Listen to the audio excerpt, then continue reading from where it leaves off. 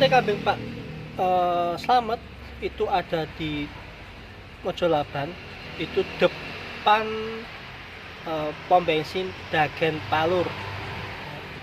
Warungnya kecil tetapi sebenarnya itu rame teman-teman, tiap harinya rame. Mungkin karena tadi saya datangnya agak awal, makanya kesannya sepi, tetapi ramenya minta ampun. Harganya murah, saya beli sate, tongseng, nasi 2, sama apa tadi, es jeruk, hanya 20.000. Recommended bagi orang yang cekak kayak saya dompetnya. Ya, dan itu saja. Jangan lupa subuhnya diaktifkan biar aku semangat, loncengnya dihidupkan. Terus pokoknya gawe aku bahagia. Nanti video selanjutnya akan membuatmu lebih bahagia. Iya. Oke, selamat apapun.